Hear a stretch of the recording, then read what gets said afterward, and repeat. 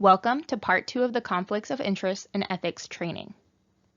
My name is Margaret Gunn-Raymer, and I am an attorney at Tharrington Smith Law Firm in Raleigh, North Carolina. For your planning purposes, this presentation will be about an hour long, but please feel free to pause or rewind as much as you need.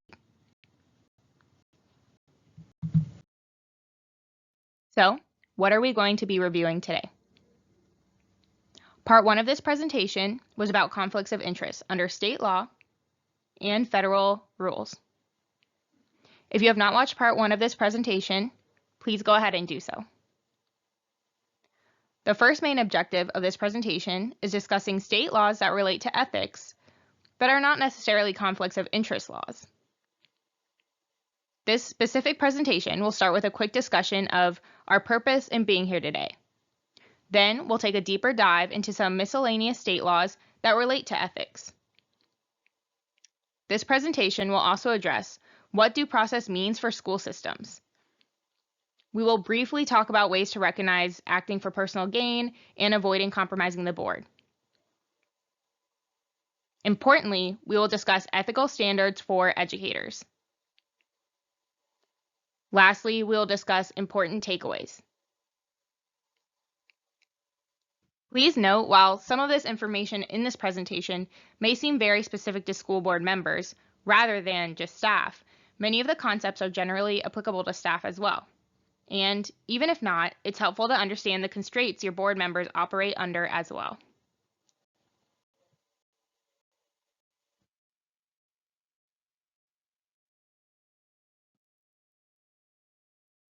Citizens of our state expect public officials and employees to act in the best interest of the public and to comply with ethical principles while performing their duties. School boards are in a unique position. Each board fulfills various roles, including sometimes acting as a judicial body. This requires each member to always be aware of the ethical standards imposed on them relative to that role. Ethics is a notoriously complicated subject. However, there are a few common ideas about what it means to be ethical. For example, you can view the list on the slide.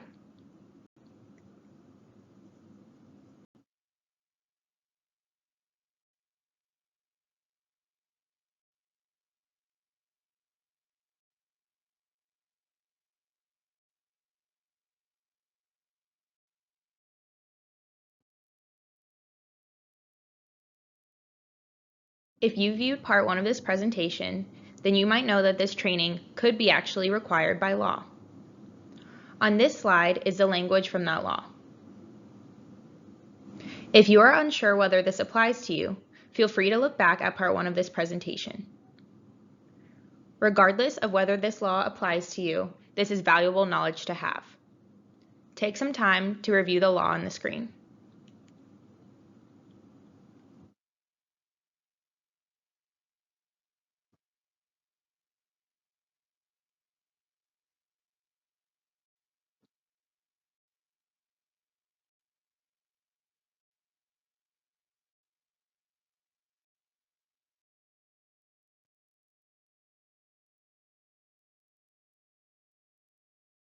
Before we jump into the substance of this presentation, I want to do a very quick review about what we covered in Part 1. As a quick reminder, we discussed conflicts of interest in Part 1 of this presentation. There were 3 main ways that a conflict of interest could arise. Take a moment to see if you remember what these 3 ways are.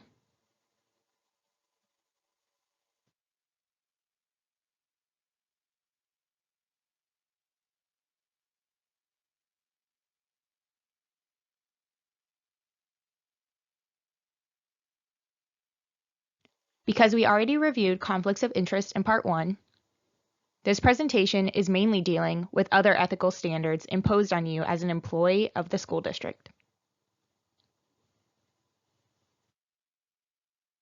If you have any remaining questions about conflicts of interest, please feel free to go back to Part 1 of this presentation.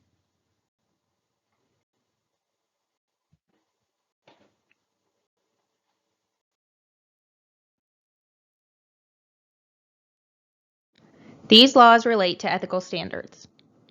On the slide, you can see the specific state laws we will review. Some of these laws apply to employees and public officials, or specifically only apply to one or the other. Regardless of whether it applies to you, it is important to understand the constraints on those you work with every day. Take some time to review the laws we will cover.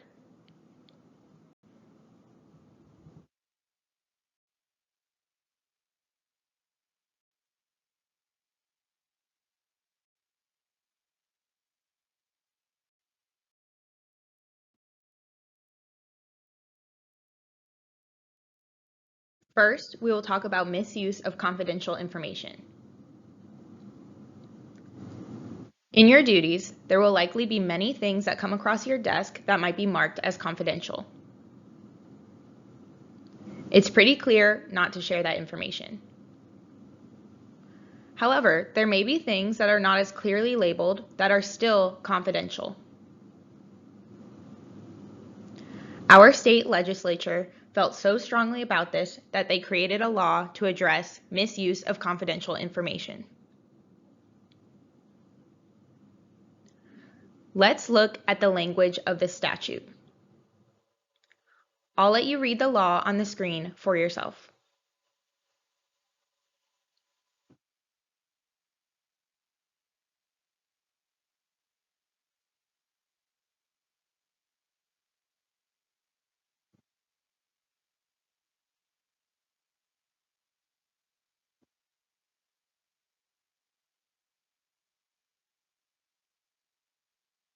Basically, this law is stating that you should not use private information that you learn in the course of your duties and in your position for your own personal benefit or for the benefit of others.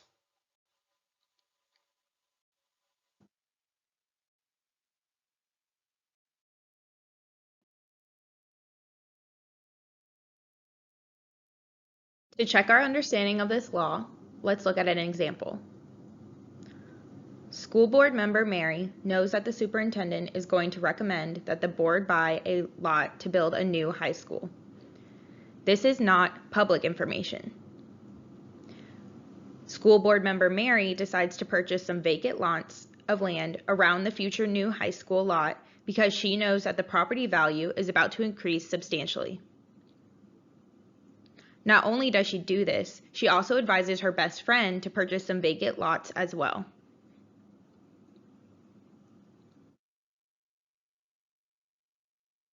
What is the issue with these actions?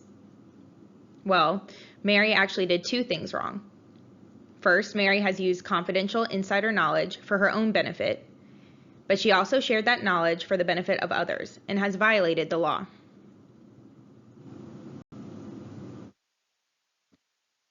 As you can see on the screen, violating this law is a crime punishable as a misdemeanor.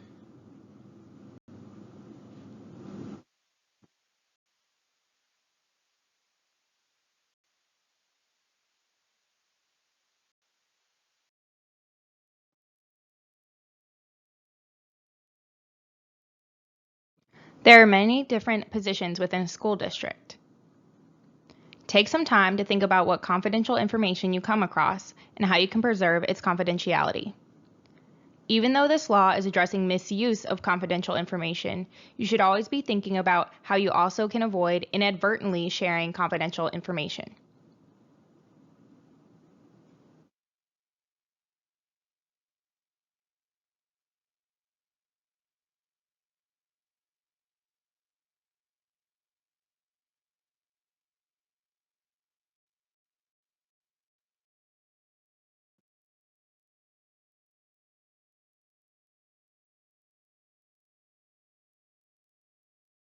The next law may seem somewhat familiar: financially benefiting from public position. Like before, I'll let you read the language for yourself. Note that when reading this, the political subdivision includes counties, cities, and districts.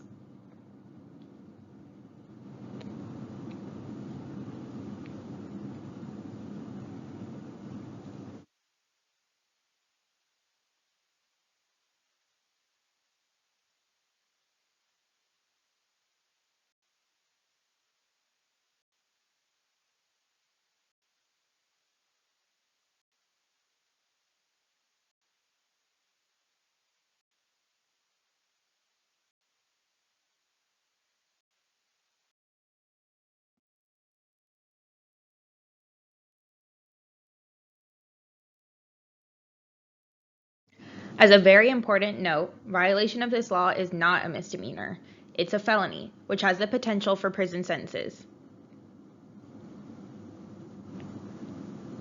Violation of this statute could result in a maximum sentence of 39 months.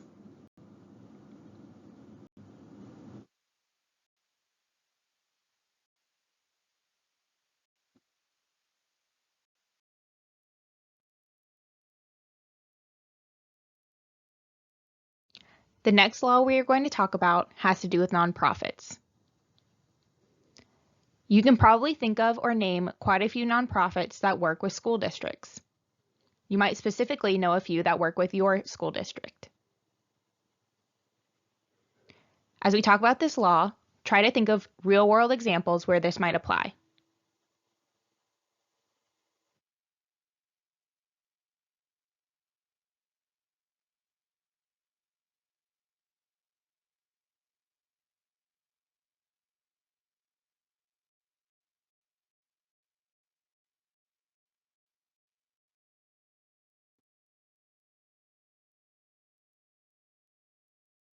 The next law addresses nonprofit contracting. It states, no public official shall knowingly participate in making or administering a contract, including the award of money in the form of a grant, loan, or other appropriation with any nonprofit with which that public official is associated.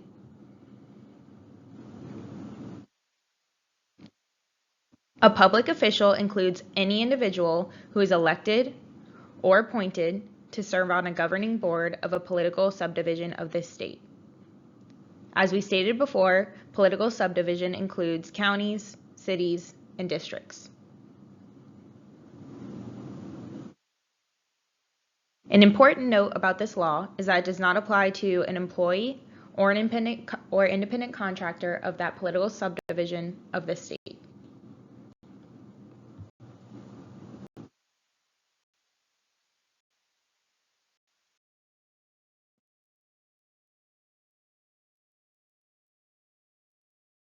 So, under this statute, what is considered a nonprofit? You probably have an idea, but here's the official definition. Think about whether you are associated with something like this.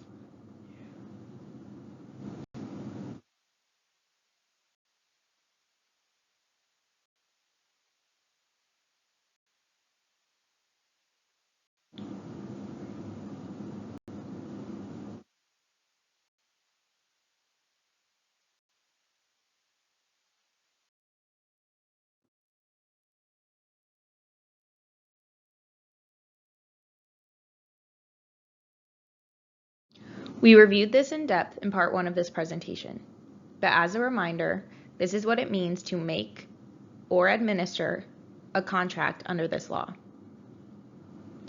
If this law applies to you, then you must recuse yourself and ensure that recusal is recorded. Take some time to read on the screen.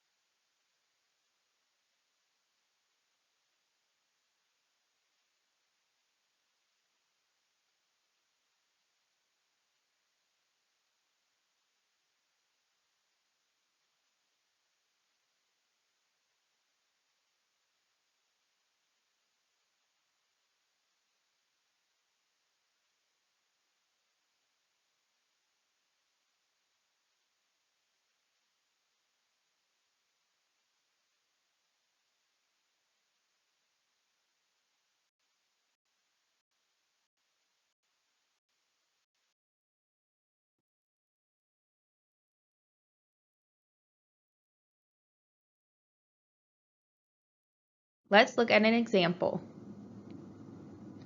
Board member Megan serves on the Board of Education, but she also serves on the board of Terrific Tutors, a nonprofit organization offering tutoring to elementary children.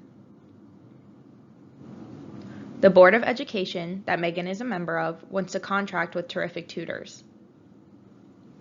Before we move on, think about what Megan must do before this decision is made.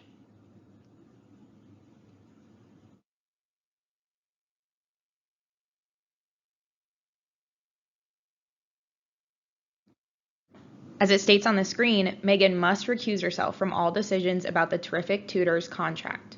The recusal must be recorded in the minutes, and then the board may act on the contract.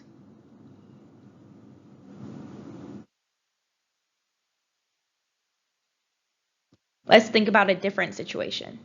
Instead, Megan is just a volunteer with Terrific Tutors. If Megan was just a volunteer tutor with Terrific Tutors, this statute would not apply to her.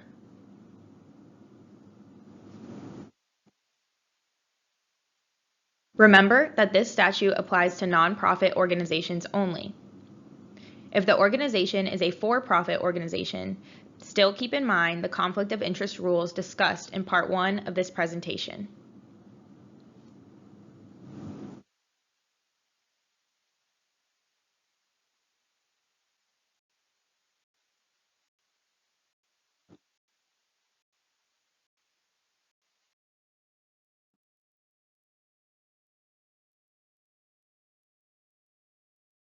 What happens if you violate this law? If you violate this statute addressing contracts benefiting nonprofits with which associated, you are guilty of a misdemeanor. Not only may there be personal consequences, but any contract entered into in violation of this law is void. That means the contract is not enforceable. There's a very specific situation in which the contract may continue even if made in violation of this law. That situation is outlined on the slide. Take a moment to read it.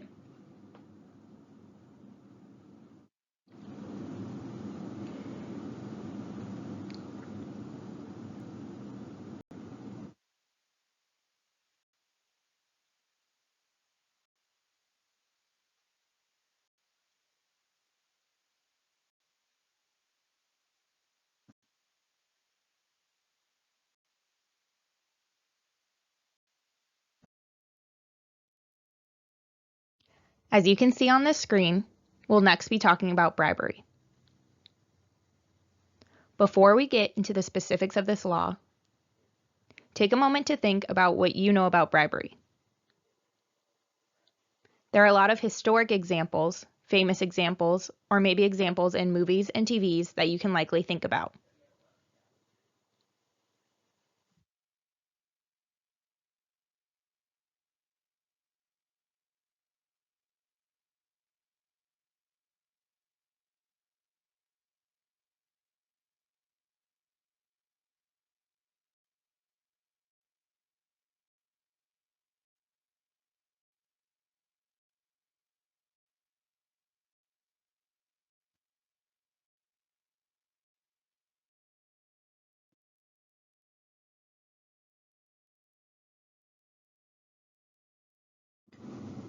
If you watched part 1 of this presentation, we briefly spoke about this statute when we discussed receiving gifts or favors. On the slide is the bribery law. As you will see in the language, it reflects what is most commonly referred to as bribery, and probably what you were envisioning when you saw that word.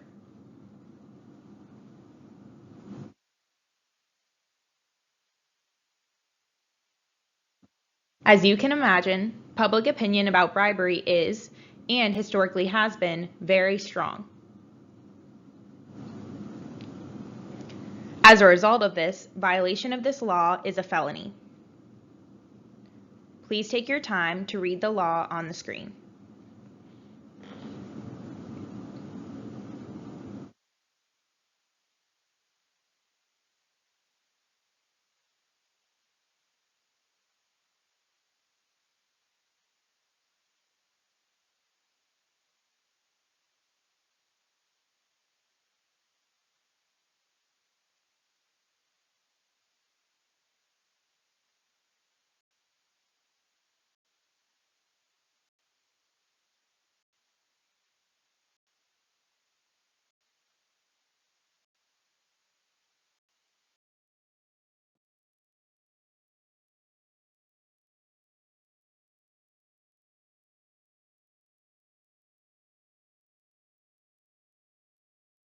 This next statute is very important. Usually, in the private sector, it's not a crime to not do what you're supposed to do. You may be considered lazy by your coworkers, or you may be terminated, but it is not a crime. Here, willfully neglecting your duties is a crime. In fact, you may be guilty of a misdemeanor for willfully not doing what you're supposed to do.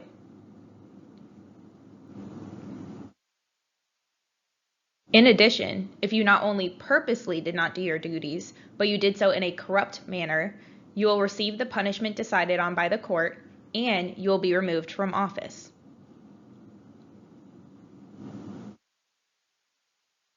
Although I'm sure you've heard the word corrupt before, you might be wondering, what does that mean compared with purposely? An act is corrupt if it was done purposely for personal gain.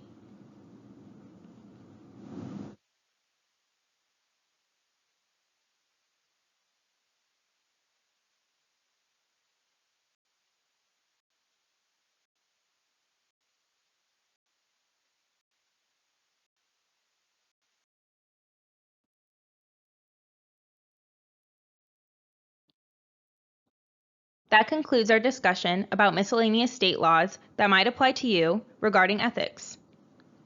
As a reminder, we talked about the misuse of confidential information. We talked about financially benefiting from your public position. We talked about contracts benefiting nonprofits with which associated. We talked about bribery. And we talked about failing to discharge duties. If you need a reminder about any of these laws, or maybe you missed a section, feel free to pause or rewind now to rewatch.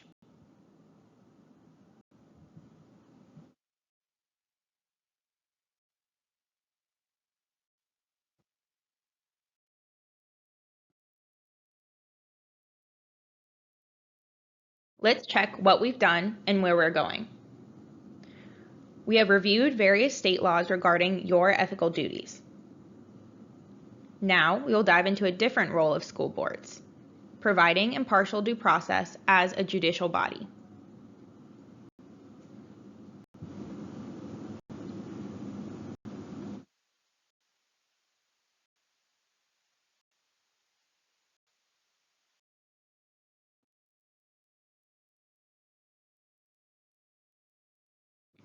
Although we discussed at the beginning of this presentation why we are talking about ethics in general, let's talk a little bit more about why we are talking about due process and partiality specifically. School boards are unique and have various roles. One of those roles is performing quasi-judicial functions.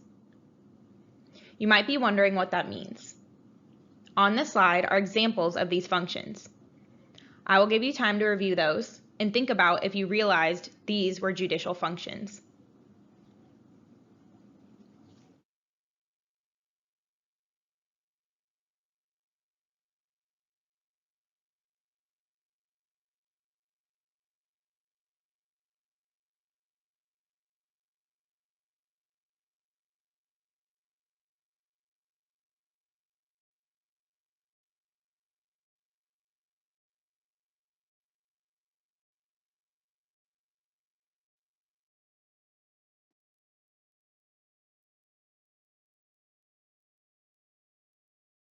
What is due process? It is likely you've heard the buzzwords due process many times in the course of your life and in your profession. But what does it mean?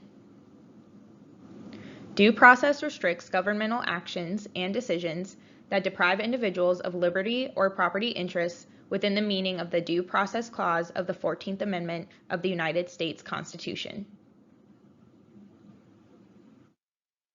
Think about a teacher who might have a property interest in their job.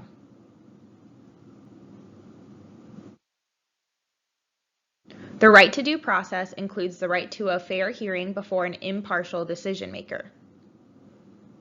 That's where the board might come in. Bias in an administrative or judicial decision can deprive someone of their constitutional right to due process.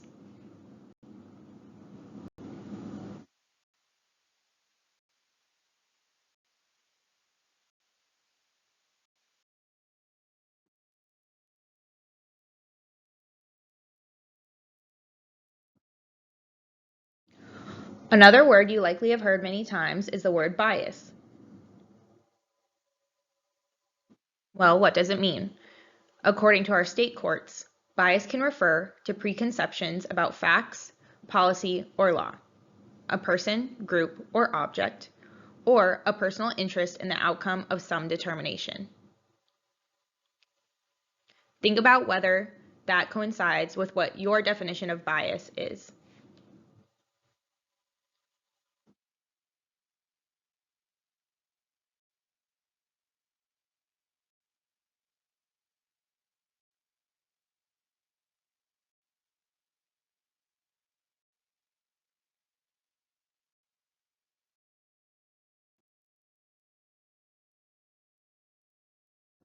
What does this mean for you or for the board that you work for? The board should avoid communications that would result in these preconceptions. According to our state Supreme Court, board members must be able to set aside their prior knowledge and preconceptions concerning the matter at issue and base their considerations solely upon the evidence presented at the board's administrative hearing.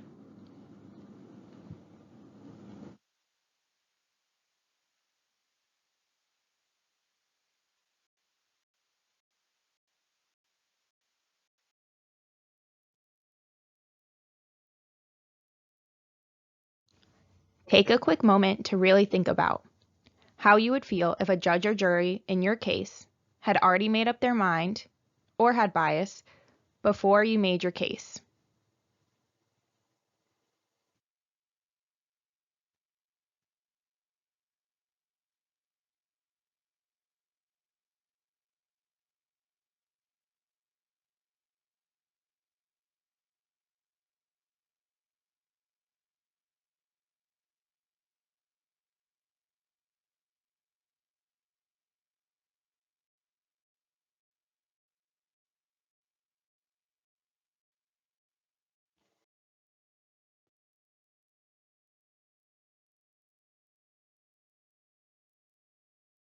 As you may have noticed, you've seen this case title on the last two slides.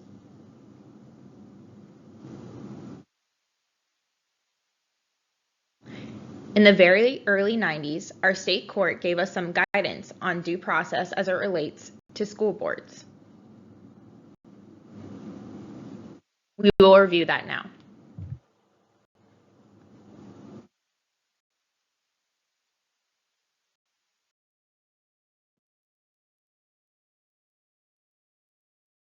Let's review the facts of what happened in this case. A teacher was dismissed by the school board based on findings of immorality and insubordination. As usual, a dismissal hearing was held in front of the Board of Education. The teacher's attorney asked all board members at the hearing whether they had been personally involved, discussed this issue with others who have knowledge about it, and or formed any preconceived notions.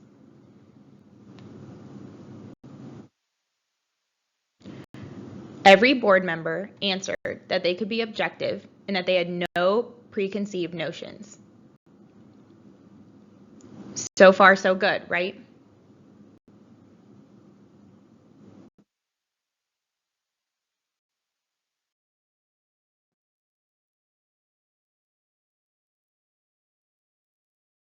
During the hearing, one board member asked a witness if they were aware of the fact that we had parents who will not let their daughters take driver's education because of this situation, and they're sending their daughters to the private school. What is the issue here? Think about it before you read on.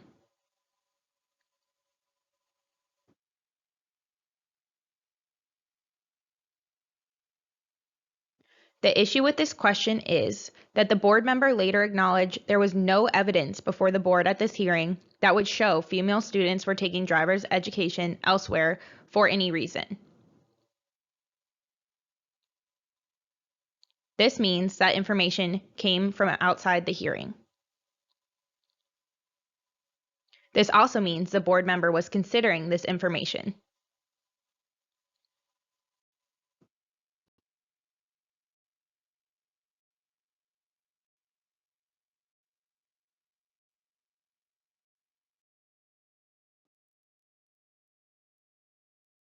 That's not the only issue that came up in this hearing. There were other issues that were later revealed. Take your time to review those on the slide and think about what the issues are. Also think about why these are issues. Seems like some preconceived notions were already in place before the board was making their decision.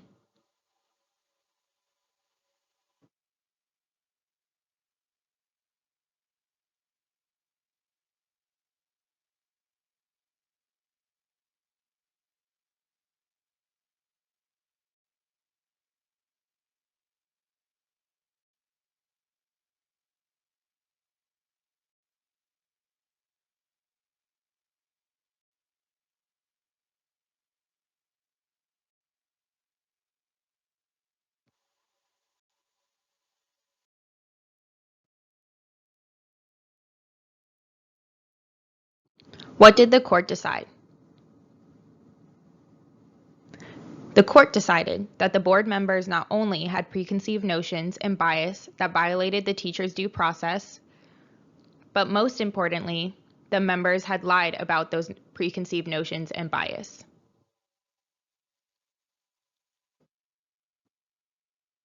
Take some time to read about the decision on the slide.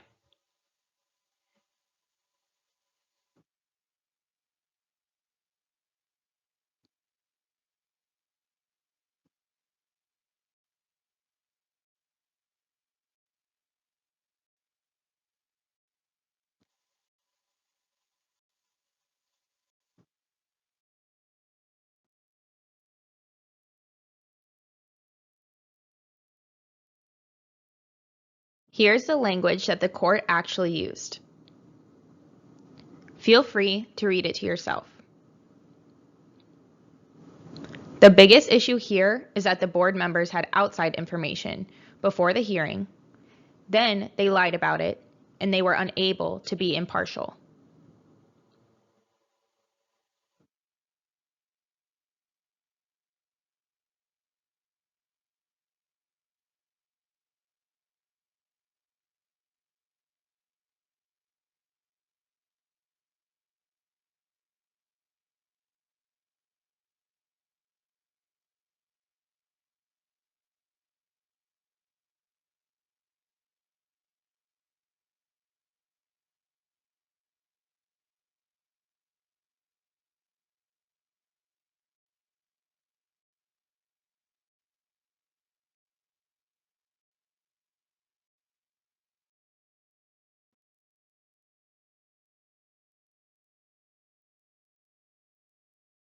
Let's look at another case.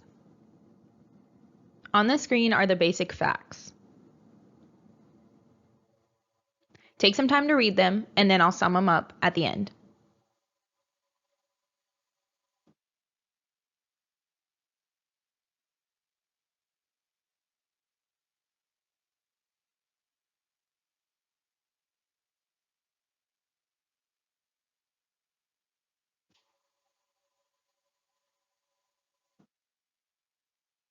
Basically, a board member took it upon his or herself to share personally investigated information about the teacher with the other board members. That board member also was motivated by a complaint filed by the teacher against the board member's spouse.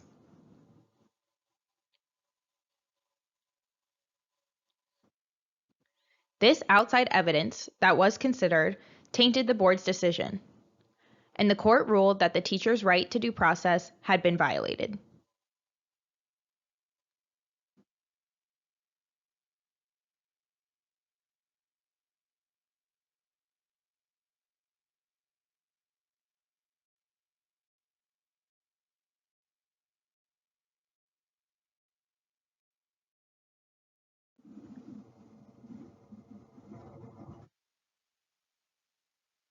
Let's say that you might have some background knowledge about a situation that could make you biased in your judicial role.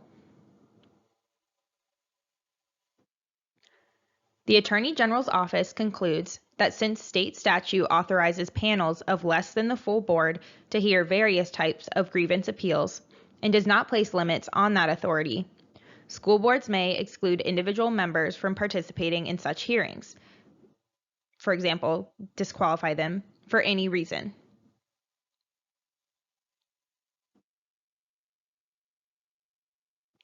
Therefore, the best practice is to always be honest. If you believe you can be impartial despite prior knowledge, disclose that and do not bring in that outside knowledge to the hearing. If you do not believe that you can be impartial, also disclose that and do not act as a judge or jury.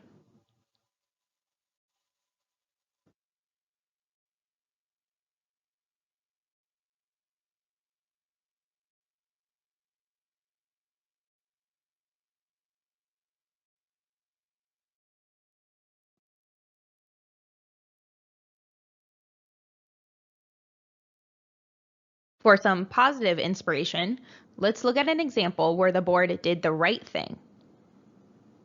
You can review the facts on the slide for yourself, and then we'll talk about them.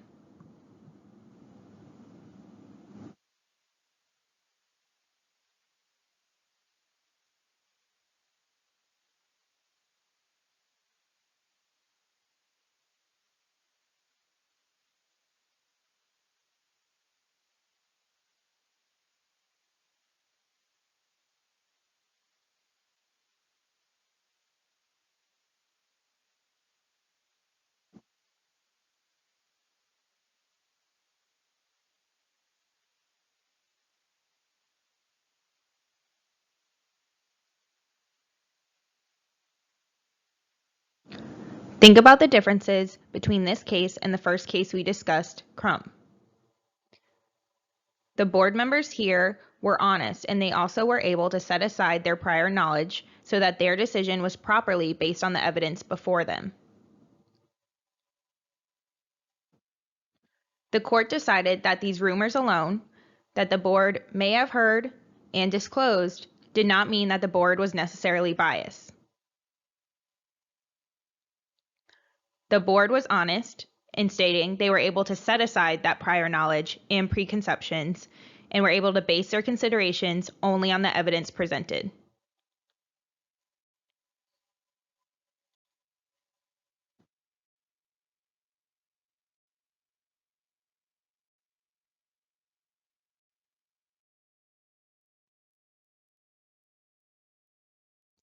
Let's think back about why we were talking about due process and impartiality in the first place. Remember that the board can sometimes perform quasi-judicial functions. Those functions might be dismissal or demotion of employees, non-renewal recommendations, suspension and expulsion of students, student admission and assignment, and appeals from administrative decisions. Think about the ways in which your board might perform a quasi-judicial function and how that board can avoid bias and have impartiality during the process.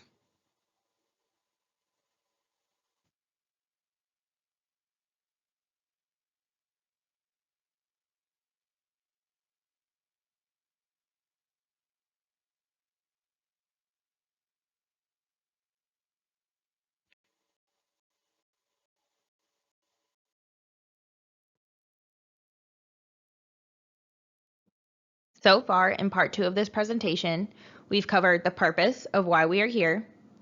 We've covered quite a few miscellaneous state laws that relate to ethics. And we've also covered how the right to due process applies to school boards. Now we will review some general concepts regarding acting ethically.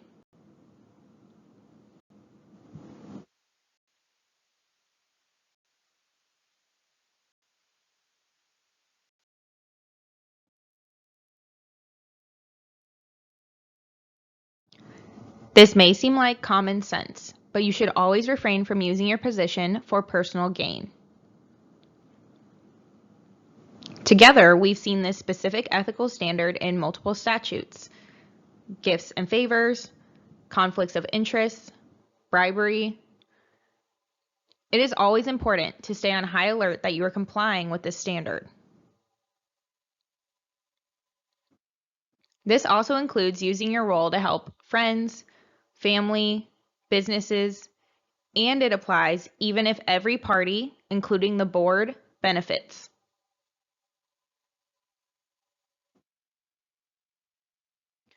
It is always smart to review past practices and decisions of the board to ensure that members are in compliance with statutes and ethical standards. It is very easy to get stuck in the cycle of doing what has always been done. However, unfortunately, that is an easy way to find yourself violating a law or policy.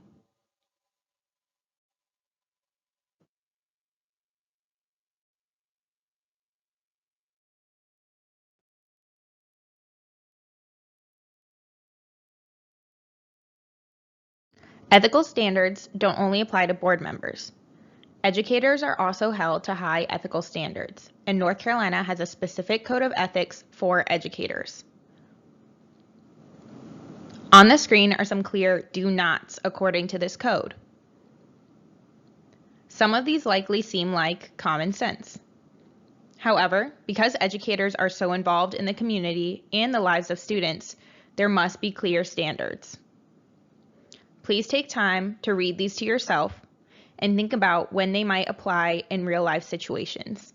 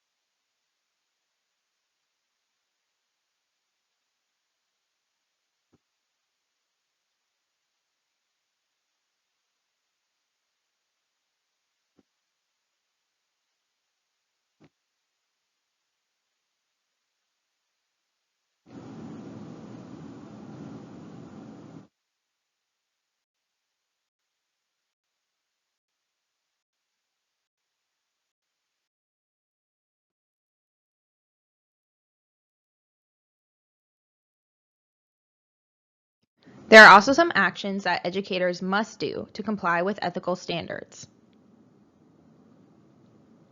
These include making required reports, such as for abuse and neglect, keeping confidential student information in confidence, using public funds or property appropriately, and keeping required licenses up to date. Again, take some time to think about when this might be applied in real-life situations.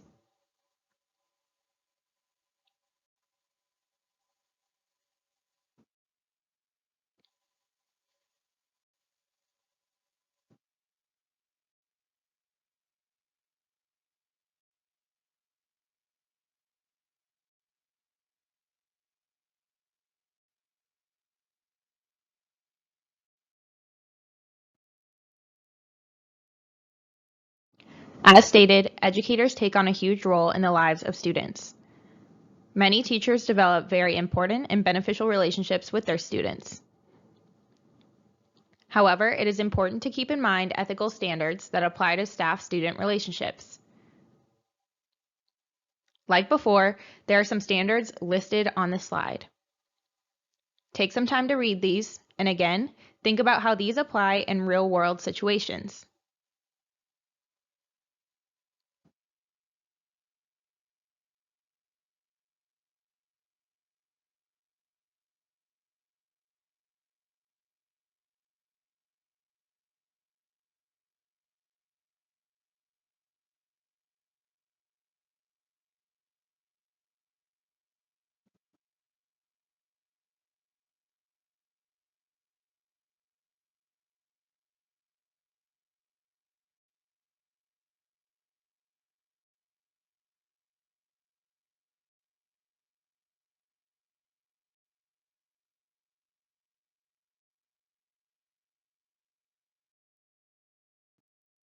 Let's review some quick examples. First, imagine that a student develops a great relationship with his teacher, and the teacher gives the student his or her Instagram handle in case the student wants to reach out outside of school time. The student and teacher exchange messages on Instagram.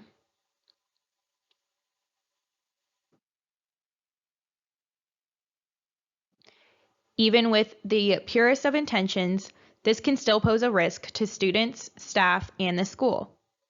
Let's think about what those risks are.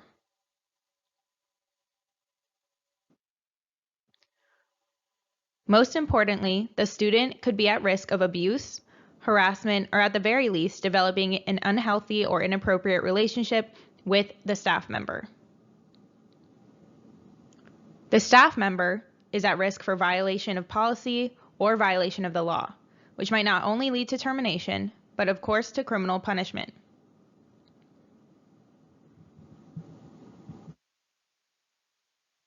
The school is also legally at risk for the actions of this staff member.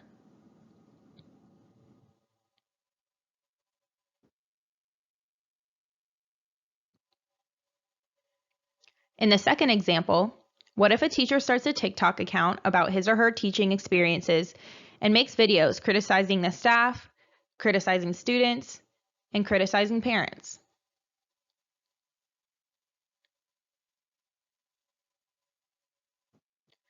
At the very least, this teacher is at the risk of termination.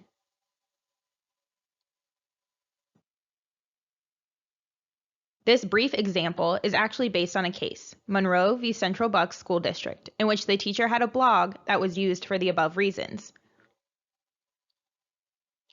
In that case, the court upheld her dismissal. Feel free to look it up.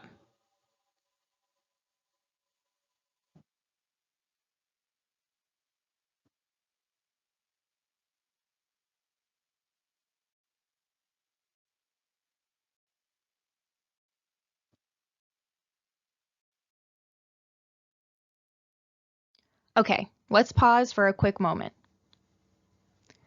I want to make sure that you understand there are district policies that likely apply to your duties in your position.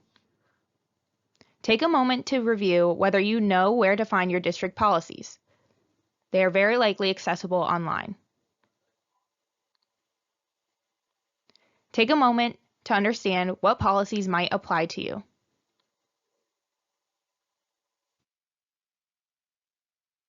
Feel free to take this time to pause the presentation, perform a quick Google search, and find your district policies.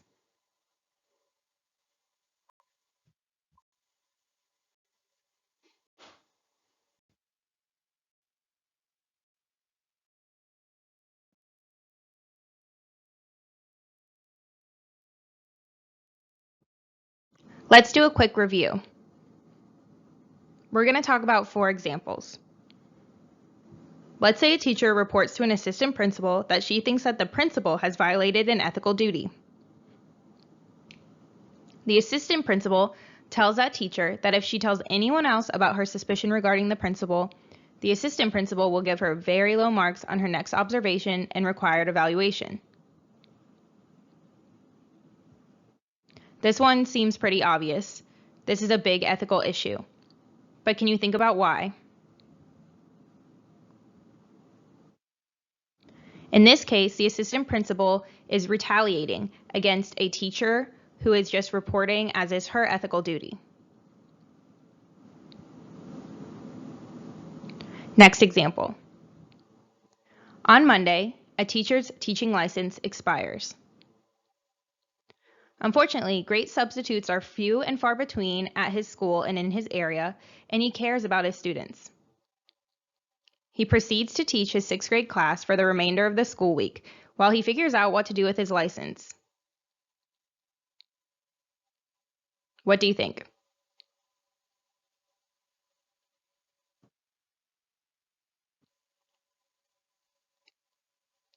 Although this teacher might have good intentions and he cares about his students, this is a blatant violation of the Code of Ethics. You must always keep required license up to date.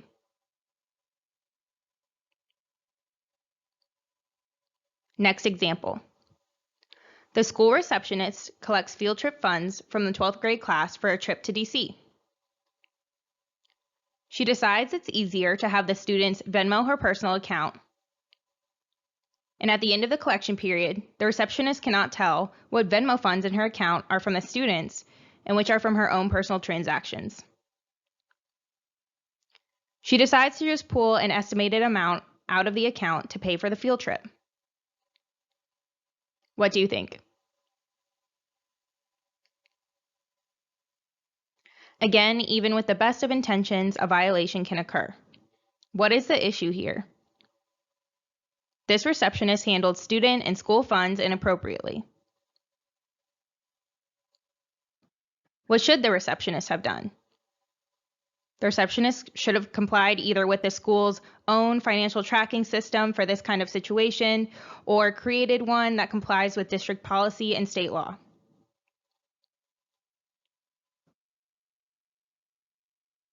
Next example. A teacher has a side job selling handmade jewelry.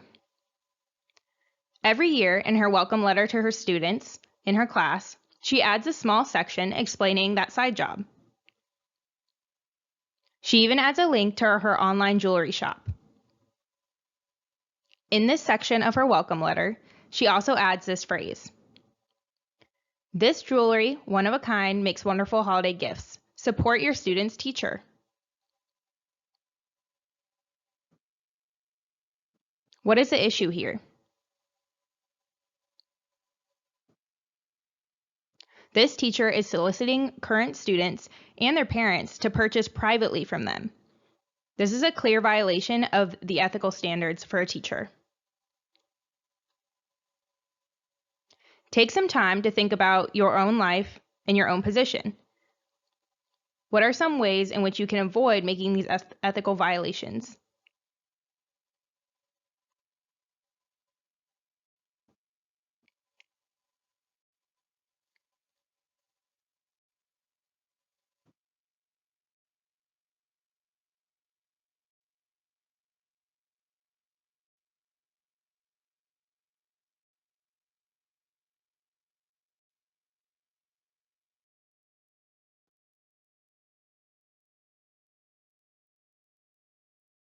We've now reached the end of part 2 of this presentation about conflicts of interest and ethics. Let's review a few takeaways for you to remember after this presentation.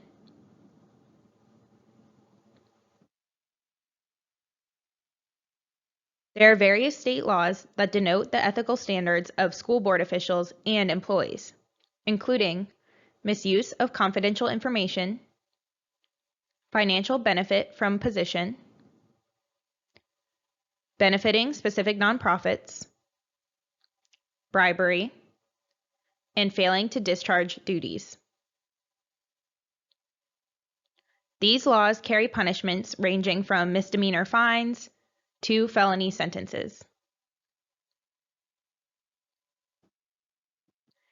In addition, boards may function as a quasi-judicial body and must always comply with the right to due process. In these cases, always be honest, and if you doubt whether you can be impartial, see if you can recuse yourself.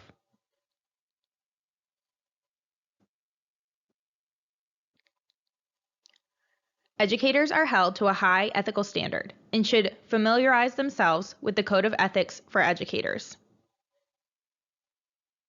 When taking any action, think, are your actions putting the student, the school, or yourself at risk?